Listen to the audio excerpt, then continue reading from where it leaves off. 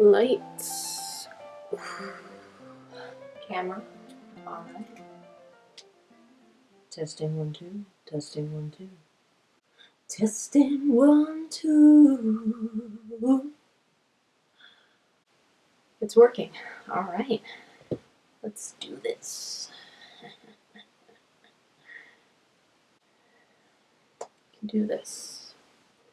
Talking to real people, not a camera. Hi guys, welcome to Small Seeds. Today we are going to be talking about some book recommendations for foraging. I've had a few people ask about book recommendations and I meant to write a list for somebody and I figured I'd just make a video instead. So sorry if you thought I left you hanging there, Ever Washington. So to start off, I absolutely recommend getting a field guide. The first ever book that I bought that had to do with foraging was the Peterson's Field Guide to Edible Wild Plants, and this one is specific to Eastern and Central North America. So I absolutely suggest getting a field guide that is specific to the region that you live in, because those are the plants that you'll have growing near you. One of my favorite things to do when I was first interested in wild plants was to just walk around the area that I lived in and just really observe everything. The small little details on leaves, different leaf shapes, flowers, colors, everything. And then after my walks, I would flip through the book and see if there was anything that I recognized. And then once I felt like I had some of these plants growing in my area, I would bring the book with me and just observe with the book and see what I could identify. What I really like about this book is not only does it tell you which plants are edible, but it also has some of the toxic lookalikes, which is also a very important aspect when it comes to foraging, making sure that you know which plants have toxic lookalikes so that you can avoid them. So this one has a whole bunch of different wonderful plants. In the middle section it does have some color, some really nice photos and close-up shots of the plants. Some yarrow, and some chicory, some daylily, evening primrose. I don't know why I'm talking about the specific plants right now. I don't know what I'm talking about anymore, and I lost my train of thought. It also has an area that shows you different leaf shapes, shows you different types of leaf margins, which is very helpful. Just these really fine details can help you set apart a toxic lookalike or an edible plant. So that is, again, the Peterson Field Guide to Edible Wild Plants in Central and Eastern North America by Lee Allen Peterson. So the next book that I wanted to mention is Nature's Garden by Samuel Thayer, a guide to identifying, harvesting, and preparing edible wild plants. And what I really like about this book is that he really goes into detail about each plant. There's at least 3 or 4 pages per plant, which is just wonderful. And there are some really nice photos. It's all in color, which is very helpful when you are identifying plants. In the beginning of the book, he talks a lot about some different ideas that he's kind of fed up with. He goes into the story of Chris McCandless. If you don't know this story, it's about a man who basically went off-grid in Alaska and unfortunately died. There is a film based off of this story called Into the Wild, and Samuel Thayer talks a lot about the author of a book that was written before the movie was made, and the author kind of speculates on how or why Chris McCandless died, and it was a poisonous plant, and he changes his theory really a bunch of different times, and Samuel kind of puts his input and his thoughts in on it. And he also talks about some other things like how people think that foraging is bad for the environment or it's dangerous, and yes, it can be both of those things if you don't know what you're doing. So of course foraging can be done sustainably. And if you practice good methods, you can even help your local environment. For example, we finally found wild persimmons this year, and there was really only a small amount. I think there was only 2 female trees that were fruiting. So instead of trying to pick as much as I possibly could, which, I mean, it was a little hard to get to them, first of all, but if I could get to them, I probably would have picked only a little bit more. But instead of picking them to just eat them or make really tasty treats out of them, I picked them, and right now I actually have the seeds germinating, and I plan on planting more of those persimmons nearby on some land that I'm able to plant it on. In this book, the author also talks about how he ate wild foods for 1 month straight, only wild foods. He talks about his experience in doing so. There's also a lot of really great detailed information on harvesting and timing your harvest, and then processing the plants, and, well, of course, eating them. So the next book is Edible Wild Plants, Wild Foods from Dirt to Plate by John Callis. Callis. This one's a great book. It's really like a wild edibles cookbook, and there's a lot of great recipes in here, lovely photos, and it really gets you excited to just try some new things out. He talks a lot about making it more palatable.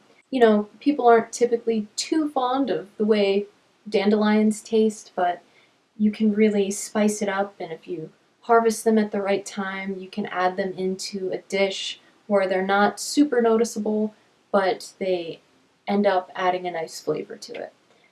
So this one's another great book. There is a little bit on identification, of course, harvesting, processing, all the good stuff. Let's see. He talks about some foraging tools that are very helpful to bring along when you are out foraging. I thought that was pretty cool.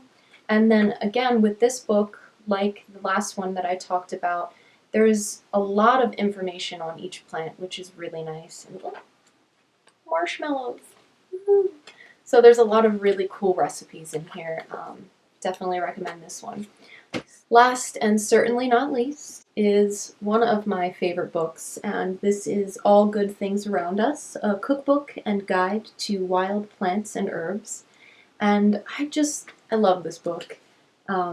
Just the title and the illustrations alone were enough to pull me in. All good things around us, you know, like one of my favorite things to say is that we live on a garden planet. You go outside and you can find wild plants that can be utilized for food and medicine, and it's just beautiful when you can look at it that way. So this one was written by Pamela Michael, and it was illustrated by Christabel King.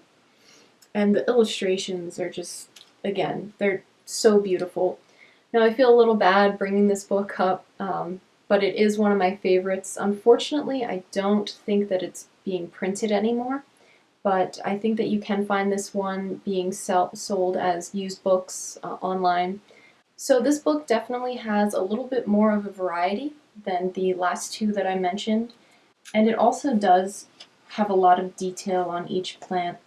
And another thing that I really like about this is it goes into some of the folklore with specific plants, which is always fun. There are just a lot of great recipes in this book. Really excited to try out the ice cream recipes for elderberry and blackberry.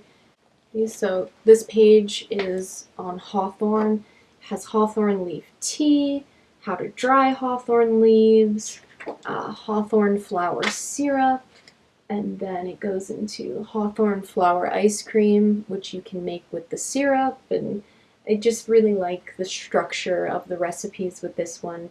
Kind of goes from simple recipes like teas and infusions, and then goes on to syrups and wonderful things that you can make with those syrups.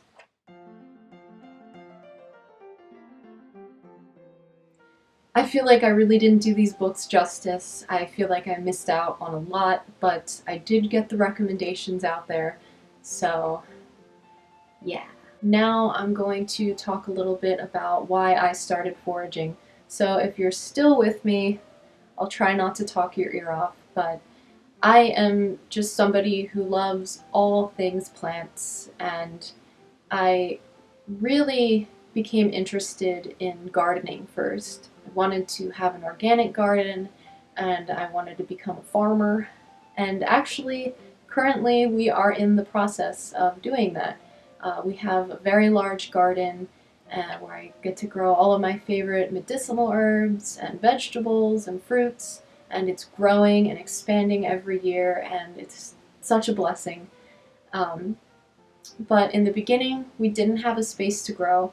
I was living out in West Virginia with my family, and we had a little balcony where we could grow a few potted plants, but it just wasn't enough. I really wanted to get my hands in the dirt, or at least keep expanding my knowledge about plants. So I decided to get a field guide and start really looking around and seeing what I could do with the wild plants. And even though I wasn't growing them, it was still enough for me. And then I really got into herbalism, and I started utilizing some of the plants that I was harvesting from the wild areas and making my own herbal concoctions, and I just love it. So for me, foraging was kind of an unintentional hobby. It kind of just happened for me, and I'm really grateful that it did.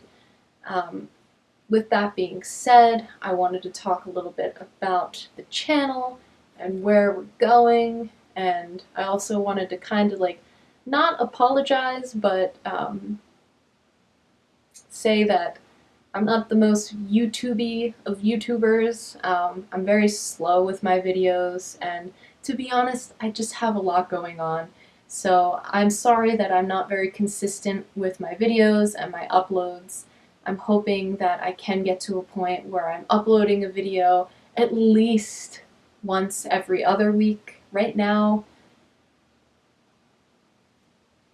I've been lucky to get one video out a month, but we'll see where it goes. I'm also going to be doing more videos in the garden because, to be honest, I'm gardening more than I am foraging, and I'm making herbal remedies and growing medicinal herbs more than I am foraging and wildcrafting nowadays. So I'm kind of going to get into that a little bit more this year, but I'm not going to stop making videos about foraging and wildcrafting and herbalism because I still love these things. I feel like there was so much more that I wanted to say, but this light is very bright. I'm all heated because I'm nervous, and I think I'm going to end this video, but I want to thank you guys so much. For those of you who watch the videos that I put out there, for those of you who subscribed and are commenting, I really feel like Small Seeds is starting to form a little community, and it's a wonderful feeling to be able to connect with people who have similar interests. I find myself always talking to my friends and family about these things, and they're just like, cool, you know? So it's really nice to be able to connect with you guys. Thank you so much, and I hope you all have a lovely spring, and I'm really excited to get some more videos out. I meant to have my elderberry video out like 2 months ago, and slacking. No, I'm busy. I'm really busy. Anyway, guys, again, thank you. Have a lovely spring, and I hope to see you guys, talk to you guys soon. Alright, bye.